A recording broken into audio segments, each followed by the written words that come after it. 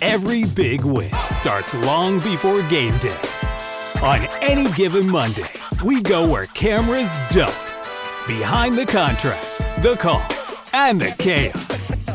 We'll road trip with scouts, visit iconic campuses, step inside replay booths, and walk up to the luxury suites. Real organizations, real stories, real decisions. Lace up your cleats, buckle your chin strap. Here comes our GM, Matthew Miley. Today on Any Given Monday, our guest is Brent Celek. Brent Celek played his entire NFL career as a tight end for the Philadelphia Eagles and retired as a Super Bowl champion when the Eagles beat Tom Brady and the Patriots in Super Bowl 52 on February 4th, 2018.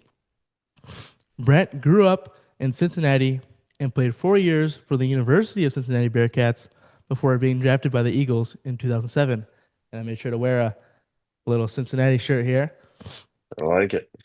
He stays active with the Eagles franchise and with real estate and being a dad.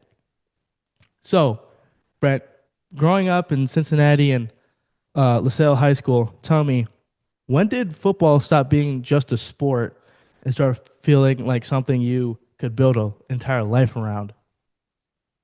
Well, I mean, just being honest with you, like I would say since I was in the second grade, maybe even younger, like I always wanted to play in the NFL. I always believed that I could play in the NFL. Um, but like there's steps to go through, right? You got to make it through high school, you got to make it to college. And so I would say, in high school, started having some success and obviously getting offered a scholarship to go to college. I think that was a big step in my career. And then, as you start having success at that level, you think, okay, I can do it. So I think it was just every day putting in the work and believing in myself, but then kind of proving it to myself on the field and then, going and doing it. So Yeah. And but it now, was always something I believed in myself from early age. yeah. And now talking about those Cincinnati years a little bit, you, your brother Garrett, and the Kelsey brothers were all in the University of Cincinnati program around the same time. What was that culture like? Well, my brother actually went to Michigan State, so he followed Mark D'Antonio up there. I got to play with Jason Kelsey, got to play with my buddy Connor Barwin. But I would say, like, you know, Cincinnati wasn't a huge school that was a feeder to the NFL when I went there. And then my second year, we got Mark D'Antonio. And I would say Coach D'Antonio really changed the culture of that place. He was a father figure. He was a guy that was no nonsense. Like, we're going to work hard. We're going to be good teammates, or we're going to have great coaches. And so I'm very grateful for being able to play for him. But I think Coach D'Antonio is truly the one who changed the culture at University of Cincinnati and kind of got us going. And then, obviously there's been coaches after that that continued to progress the university, but Coach D'Antonio was a great one. And Cincinnati is a pretty big school with lots of competitive sports, but a lot of people didn't like you said before, think of it as a pipeline for the NFL 20 years ago. How did you maintain a good mindset to have the confidence to get to the NFL? Well, I always saw that in the NFL there was guys coming from all types of teams. I mean, there's people that could make it from Division 2, Division 3. Um, there were some guys that made it out of Cincinnati. I will say, early in my college career, going against Trent Cole. Trent Cole was one of the best players on our team, and I think my freshman year there was one time I blocked him, and I blocked him really well, and I was like, now I believe that I can do this. Like, I believe I'll have a chance in the NFL if I can block this guy who I know is going to make it to the NFL. I think I can do it. But I think again, it's just believing in yourself and putting in the work. And let's talk about some of those early business decisions, choosing representation. How did you pick your first agent, and how much do players compare to agents and rely on teammates for advice? And who do you know who to trust? And how did different agents pitch their services to you? Yeah, so right out of college, my agent was the same agent for, I think he was Coach D'Antonio's agent. I think he was my tight end coach, his agent. I just kind of went with him because other people knew him, and it worked out good for me. But I could tell, like, year three in the NFL and talking to other guys, it might be a good idea just to talk to other agents that were out there. So actually, I think it was in my second or third year, I switched agents and I went to Jeff Nally. He's out of Houston, and he did nothing but right by me. Like I saw what he did. I mean, this guy would basically create binders that would prove your worth and talk to the team and say, this is why I think my client should get paid. So, I think for guys coming out of college now, like I think it's important to have an agent. I would say it's not as important as it was when I was coming out. Everyone's kind of slotted. It's not You're not really going to have an agent negotiate that much more for you on your rookie deal. But I would say deals down the line, I think it's important to have a good agent and find somebody that's just going to go hard for you, right? Yeah. Like there's like who's important to them in their agency, and if you're one of those guys, they're going to go to work for you, and you just got to find that right fit. Jeff Nally was great for me. Hmm. Um, and so he was great for my brother, and he was great for other people that I know that had him. And I have nothing but good things to say about him. Yeah. And now let's talk about when you first entered the league. When you got that call when the Eagles picked you, what did that feel like for you and your family? And what was the big celebration afterwards? I mean, it was a relief. You never know where you're getting drafted, when you're getting drafted. And I'd always seen the Philadelphia Eagles from afar and was a big fan of Andy Reid, great coach. But to be able to go into a city that I knew nothing about, and really, Philly is just a blue collar town, right? And it was a town that kind of fit me, knowing nothing about it. And so I fell in love with the town, and I'm so grateful that I got drafted there. You can get drafted anywhere. I could have went any of the 32 teams, but to be able to land in Philly and be able to have the career I had and connection with the fans that I have is it's been a dream come true. And how did you first approach proving yourself and earning trust in an organization where nothing is truly guaranteed?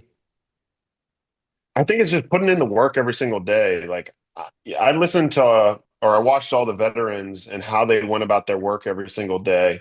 The Donovan McNabbs, the Westbrooks, the Brian Dawkins, the Runyons. Those guys, the best at their game, those guys go hard every single day at practice.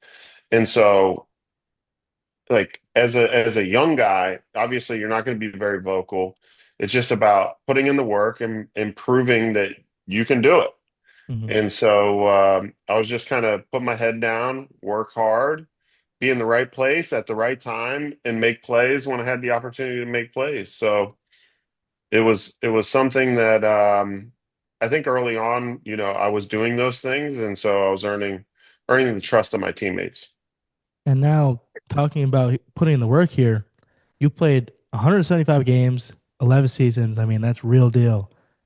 You were an Eagle for your entire career and are believed. And what is the yearly grind really like? Do guys play for the money, for the love, or a combination of both? And how hard is it to stay disciplined and in shape? Yeah, like if there was no money in it, I don't think people would be beating up their body to do this. So I think money definitely helps, but I also think you got to love the sport. I feel like guys that don't love it, this is a very physical sport.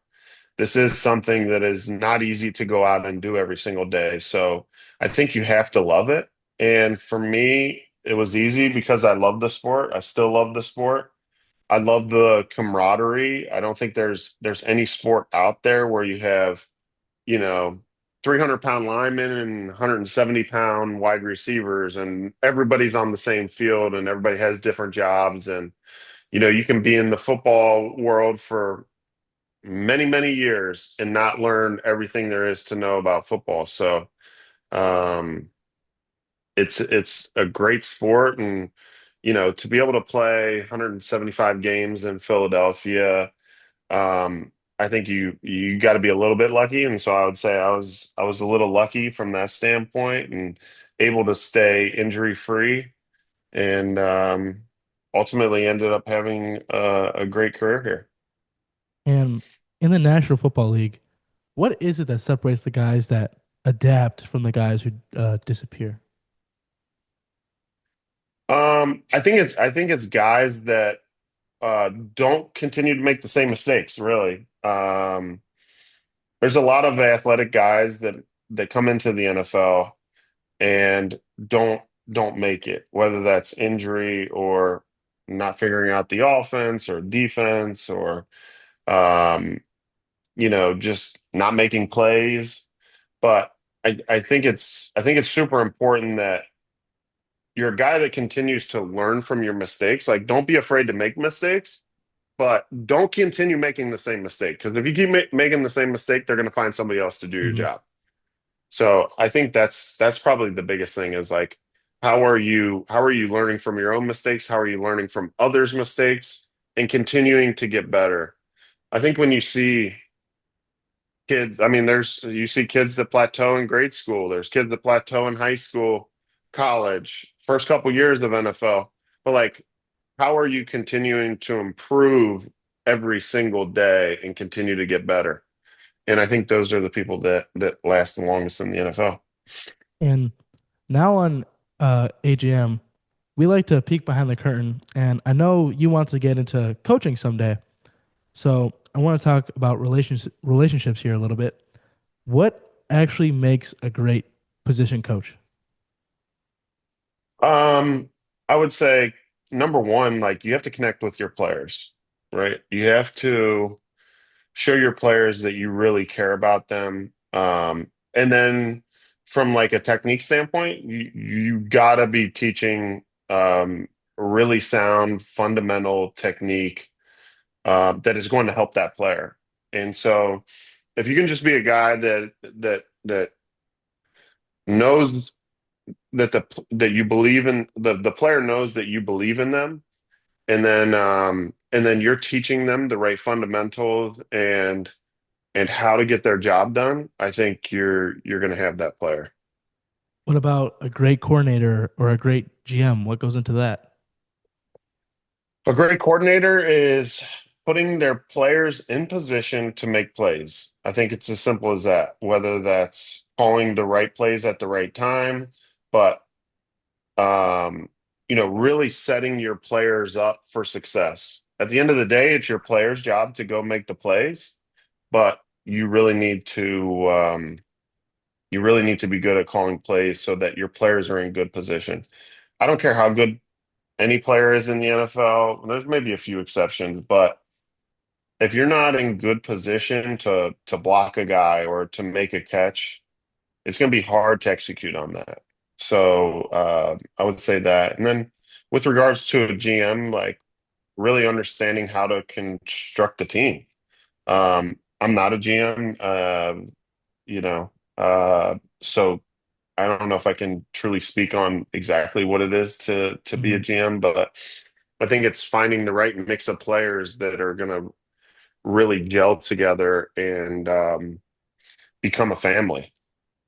And how often does a NFL player interact with the head coach? And who are some of your favorite coaches? And what misunderstandings do fans have about how much these relationships matter? Um, so Andy Reid was one of the best coaches that I ever had, and Coach Reid, he wasn't a guy that I talked to a ton. I mean, you know, passing by him or on the field, he's giving you little snippets here or there, but there's a lot of guys on the team. And so I wouldn't say there's like a lot of FaceTime with a one-on-one with a head coach, but how they're managing the team, how they're dealing with the things that happen inside of a team, I think are really, really important. And I think Coach Reed did a great job managing all of that stuff. I mean, Yeah. there's so many different things that a head coach needs to do, and Coach Reed was a great one. And like you said before, football is a very, very physical contact sport. And in the NFL, competition is always getting bigger, faster, stronger. Lining up across from guys like Ray Lewis, J.J. Watt, Patrick Willis, even on your own team, Brian Dawkins, does being a big tight end have some fear? Is it adrenaline, respect? What is that like? I've gone against a lot of good defensive players in my career. I don't think you can be scared. Like, when I first was in practice going against Dawkins, like I'm just doing my job and doing it to the best of my ability.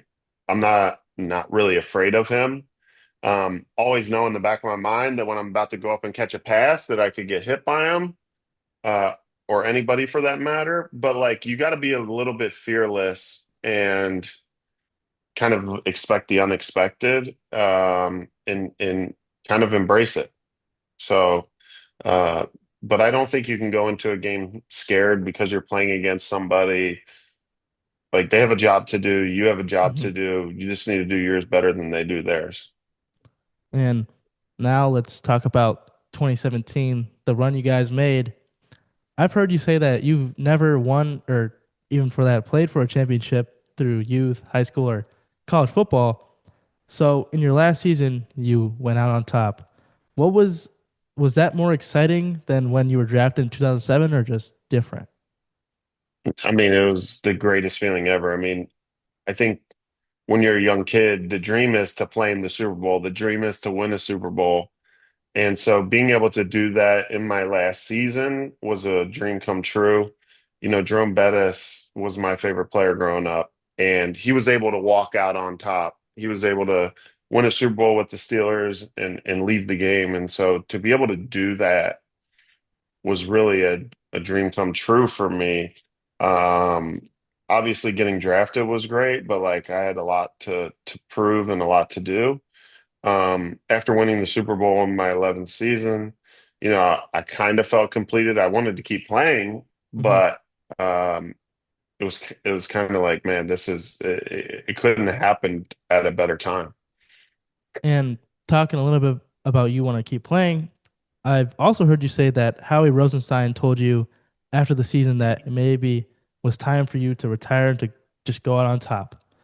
And that was hard for you to hear at first, but looking back, do you think Howie was right?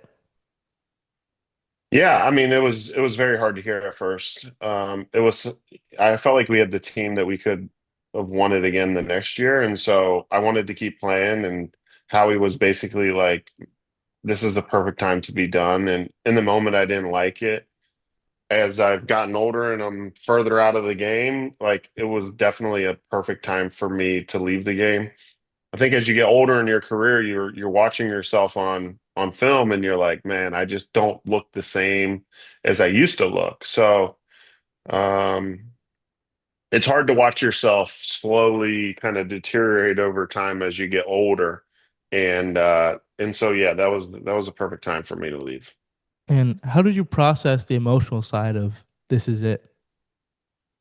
Um, I mean, I'll be honest, I was sad, I was depressed. Uh, I had played football my entire life.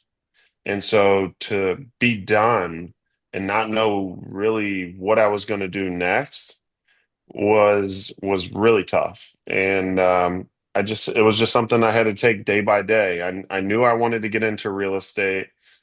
Um, I knew I had something else that I loved that was out there, but I still hadn't really done anything inside of real estate. And so it's kind of daunting. And when you go from the top of one profession to literally the bottom of another, it's a humbling experience. But I was able to navigate it.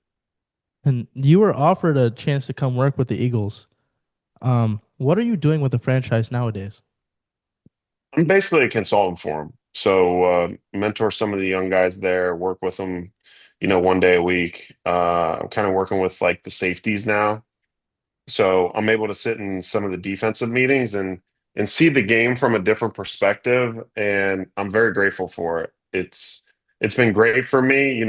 You're on the offensive side your whole life, and now I move over to the defensive side and be able to see like how the things we did on offense affect them on the defensive side. And I think it's been very eye-opening for me, and it's going to be great for me long term.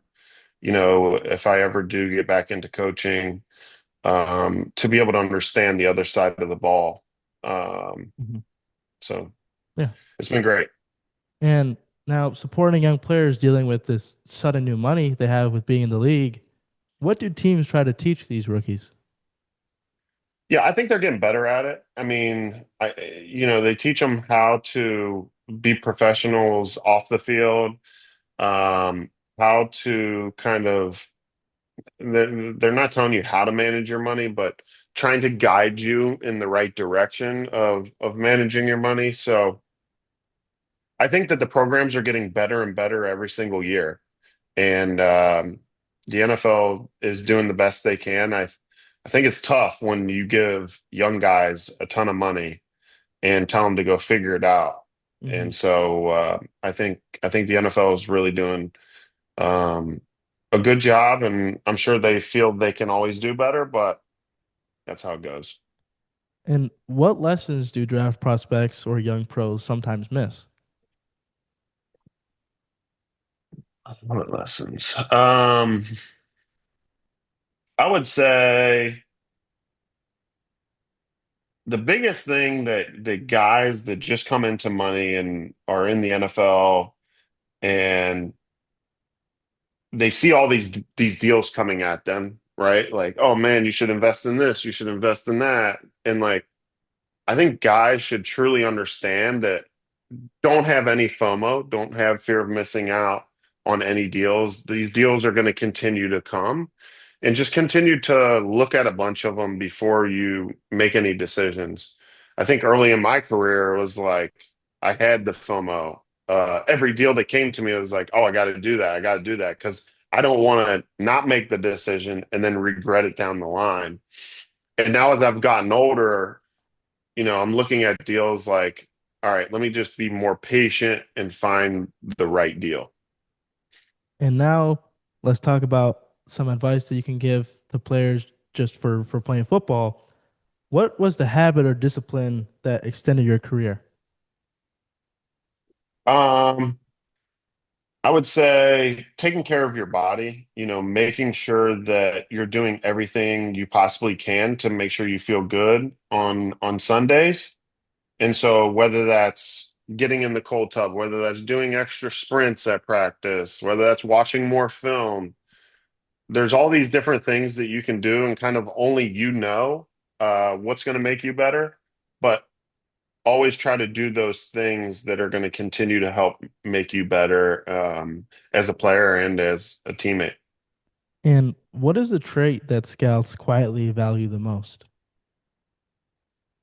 Ooh, I think is he a great teammate? Does he love the game?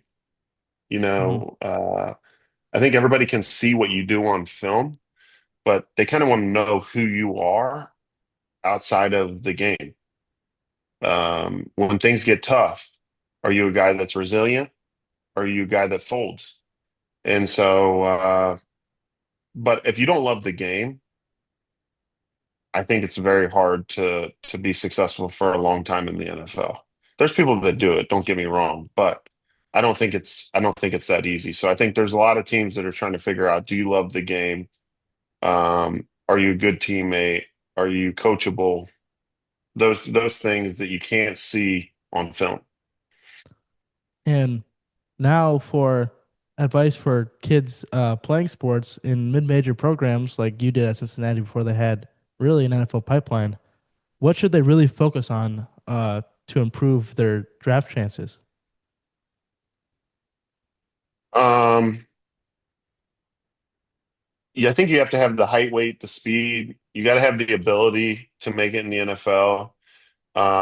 There's so many things that you kind of need to have, but those intangibles, those things like be a great teammate, um, be a guy that's reliable in important moments.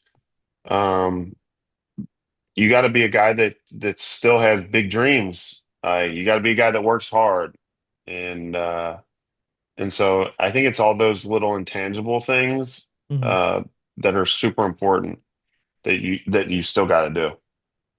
And now some advice to young people who won't probably play professional sports, but want to get involved on the business side of the international business of sports, whether that's being an agent, a scout, someone in the front office, or in marketing and communications.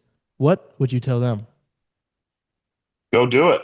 I mean, find your way into the door, whether that's taking out the trash or doing whatever it takes. I think be that person that can get their foot in the door, do whatever the organization wants you to do, and do it at a high enough level that they can't live without you, right? Like they Hmm. still need you. So don't don't be afraid to do the smallest, most minuscule things, but just do them better than everybody else and start working your way up.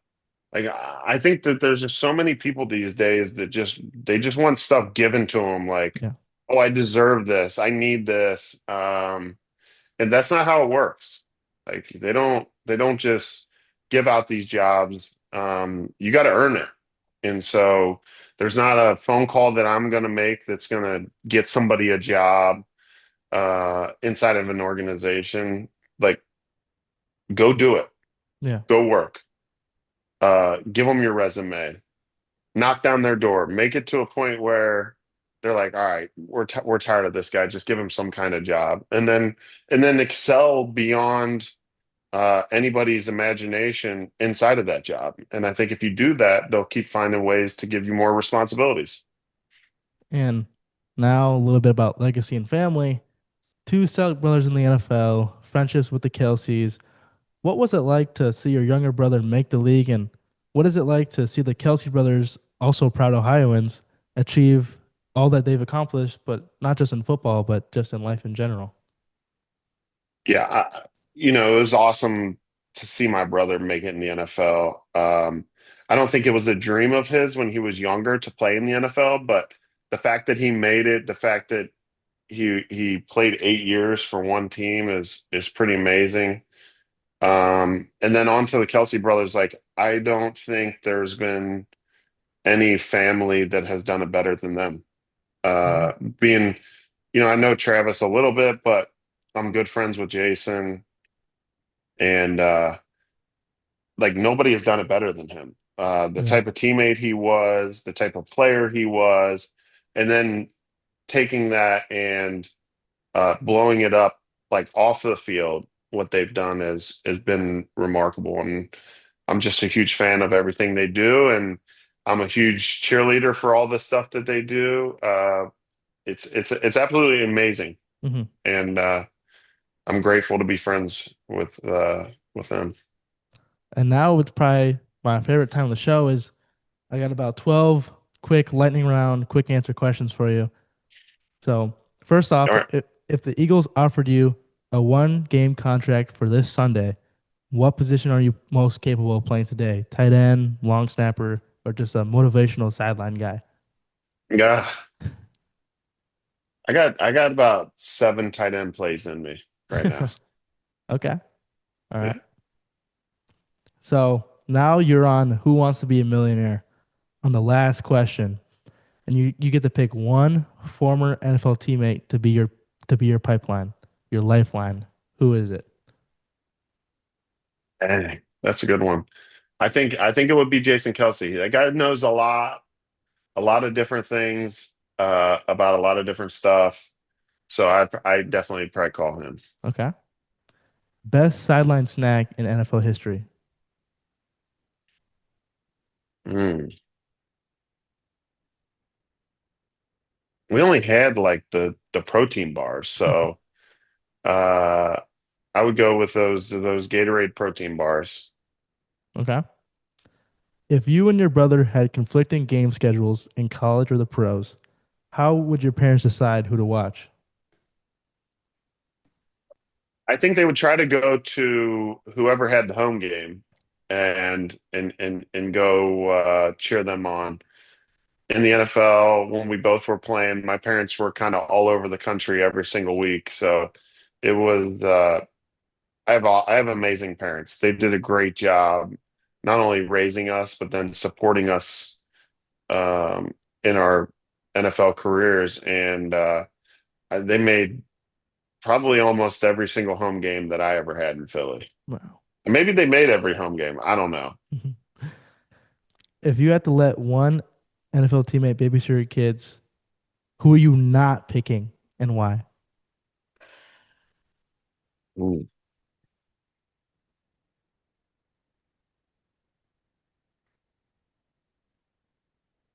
who am I not picking? Well, Sean McCoy, man, I'm not picking him. I love that guy, but he probably let my kids do whatever they want.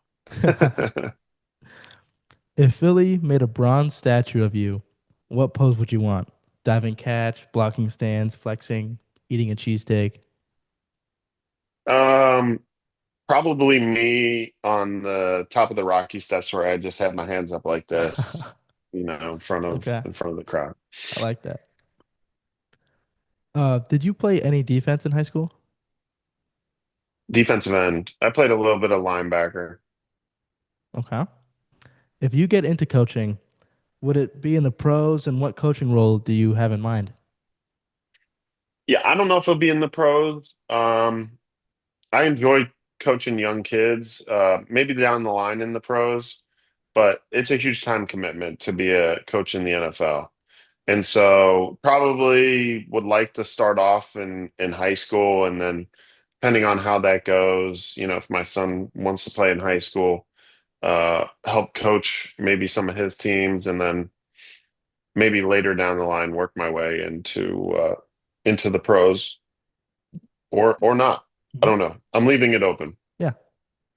So now this might be out of your it's really new, but if a college prospect is constantly entering the portal every year for their 3 or 4 years in college or whatever it may be, would that be a red flag to an NFL front office, or is that just an accepted part of the college game nowadays? I think every situation is different. I definitely think like, 5, 6 years ago, guys transferring is like kind of um, frowned upon. But now, because it is just how it goes, um, I don't think it's as big of an issue. But I mean, if a guy transfers 4 times, you're going to wonder why did he transfer 4 times? Yeah. Is it always somebody else's fault? Um, is he just not good enough? I don't know. But every situation is different. So now the Eagles need a first down, 3rd and 6, and they're looking your way. Tell us the full play that'll be called in the huddle. Mm, Trips right. Uh, I'll go special. Why basic? And that means everyone's running an all go concept, and I've got the middle of the field, and I can run a basic cross, I can run a strike route, I can go find a zone and sit in it. I pretty much have option to do whatever I want. Now, would you rather fight one Lane Johnson sized duck or 50 duck sized Lane Johnsons? Oh, 50 duck size Lane Johnsons for sure. I would just kick them all over the place. But one lane one Lane Johnson sized duck, that's Yeah. a big duck, dude. That's a massive duck. And now, final question is, what are you doing on any given Monday? So now I get my Mondays are actually great. I get a 2 hour massage to start the day, and then I'll go to the office after that and get some office work done, or go to some of my properties, check on them. But I start the day with a 2-hour massage. It's a Nice. great Monday. That's awesome. Well, that's all I got for you today. Thank you. Thank you for coming on. Thank you. Thank you, Matthew. I appreciate it, man.